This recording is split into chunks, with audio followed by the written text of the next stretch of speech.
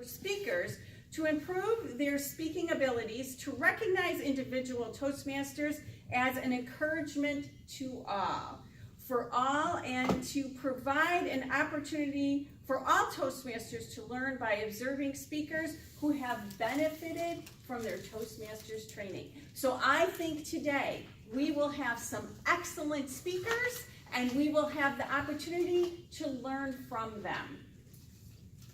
As I said, we're going to start with our International Speech Contest. The rules of the International Speech Contest are that it will consist of a 5 to 7 minute speech. All speeches are to be original and quoted material so identified.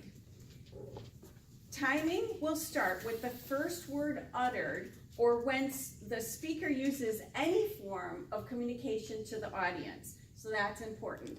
Who is my timer for the International Speech Contest? John, thank you.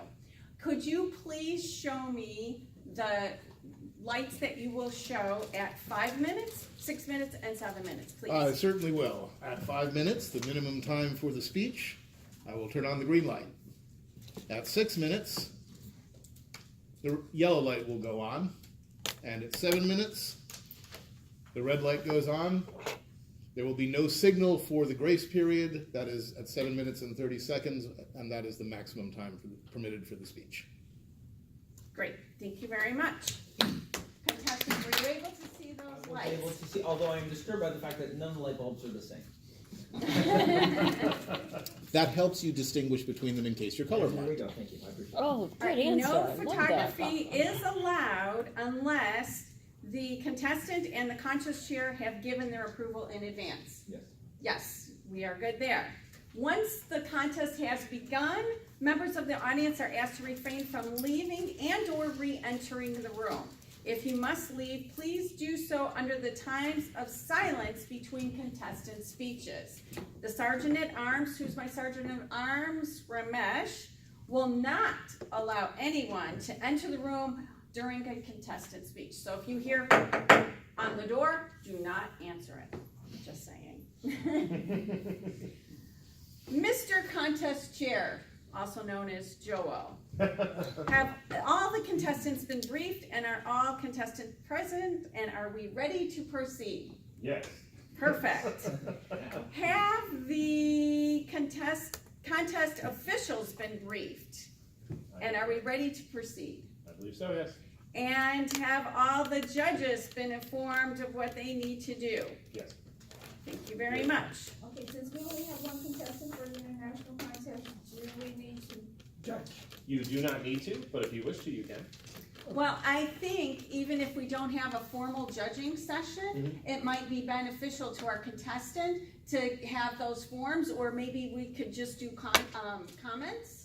Yeah, maybe at the end of the meeting. Rules are you're not supposed to. Correct, the that- contestant can't look at this. Correct, that normally doesn't go back to the contestant, but at the end of the meeting, yeah, we. I think Joel's idea about comments would be good. Comment. Very helpful to me. I Yeah. think that was my idea, but okay. We'll give it to Joe. I'll cut you off, buddy. Our first contestant, Jim Anderson. How will you change the world? How will you change the world? Jim Anderson.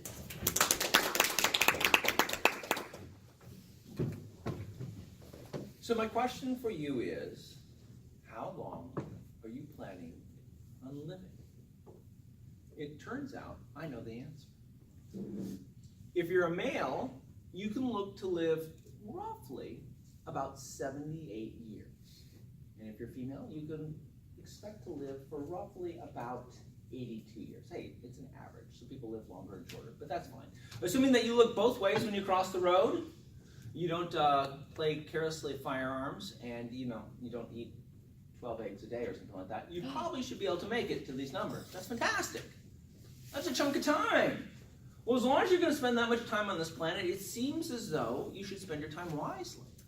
In fact, if you're going to spend your time wisely, it seems like you should make the world a better place because you were here. And we know people who've done that, right? John Kennedy did it. Martin Luther King did it. Gandhi did it. what are you going to do? What are you going to do to make the world a better place during your oh so short period of time here? A little bit of a challenge, isn't it? Man, if I could solve world hunger, I'd be there, right? If I could figure out how to make perfect solar power and give it to everybody, I'd do it in a heartbeat. If I could solve the problem of room temperature fusion, you'd have it working in your house by the end of the day. Sadly, I have none of those skills. In fact, based on where my life is right now, my ability to do any single ground-shaking thing that's going to transform the world is looking, shall we say, a little bit iffy. So what can I do to change the world? Well, it's a good question. And I think I have an answer to it. My answer to that question is have children.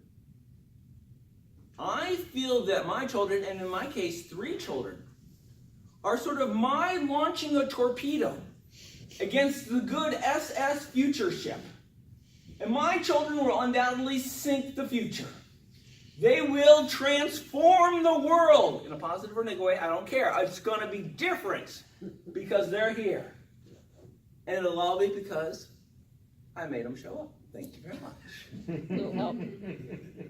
So, this parenting thing, what's up with that? That seems like a lot of effort. And it is. So how much does it cost to have a child? That's sort of an interesting question. I mean, we buy diapers and clothes and send them to school and feed them and stuff like that. How much does that actually cost? Interesting enough, I know the answer to that. Roughly speaking, and I think this has to, I don't know if it includes college or not, so I think even without college, you're looking at roughly $500,000 per child. Yow. Those little buggers are expensive. I'm looking at what, $1.5 million to raise 3 kids? Ouch! Should have had a little talk with the wife a few years ago when we were like, hey, baby, what are you doing tonight? Whoa, wait a minute. I don't got that kind of cash. But we didn't, and so we find ourselves where we are. Okay, well, that's cool. So having kids is fine. Now, in my particular case, my case is actually a little interesting. My wife and I had some fertility problems at the beginning, so it allowed us to bring our relationship closer together, because she had to have fertility treatment, which meant I took a long, sharp hypodermic, stuck it in her butt every night, and brought us closer to doing that, okay? And through that magic of drugs, we had 2 fabulous, wonderful children, a girl and then a boy. And we said 2 is fine. We're all taken care of. I have 2 children. That seems like 2 parents, 2 children. That seems like a good sort of ratio. We can keep control of this family. This is the way it should be. Now, there were some barriers erected to make sure that we stayed at 2. One was, of course, infertility. I mean, that's a pretty good way to prevent having more kids. Now, my wife was also on birth control because she really didn't want to get pregnant because she couldn't stay pregnant, so that's cool. So there was 2 significant barriers in place. She was infertile and she was on birth control. No problems. We're good, right? Family of 2 kids, family of 2 parents, we're good. And then she got pregnant. And this is something that disturbs the heck out of me. Where did the 3rd child come from? So I don't know if you have any sort of religious leanings in your life, but if you do, you should be really concerned right now. That child got over 2 significant barriers to show up here, which means obviously there's something for him to do. So is he going to transform the world and make it a great place? Or in the future, will I be identified as the father of the Antichrist? Arguably, on a daily basis, they could go either way. Okay, I don't actually quite know, but it's good. But so you have these children, and you raise these children. You send them to school. You go to their school plays. You buy them clothes, and they grow up. And you yell at them when they do things wrong, and you're like, "Wow, this is so weird," because you're like yelling at yourself. It's like, "Oh wait, this is silly." And they grow up and they become young adults. Oh, man. So, in order to change the future, I knew I had to train these children to take on the future. And my wife did most of the work.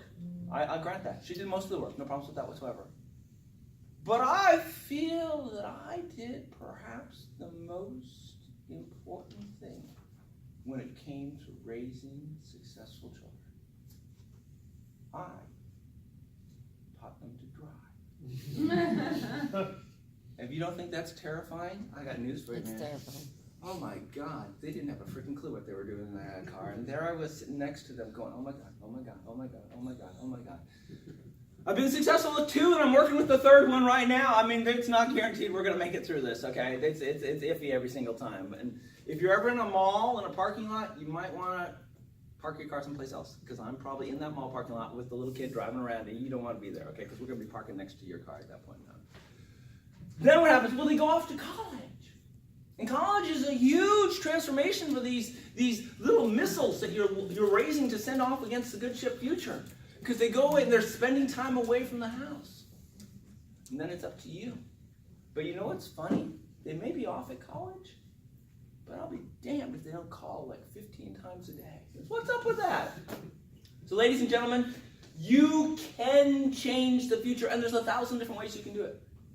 One way you can do it is by having children. And if that doesn't work out, we're all going to come back and blame you. Madam Toastmaster. Thank you, sir. As I said in the beginning, we had one contestant, and that was Just Jim. made it. Thank you very much. In the interest of time,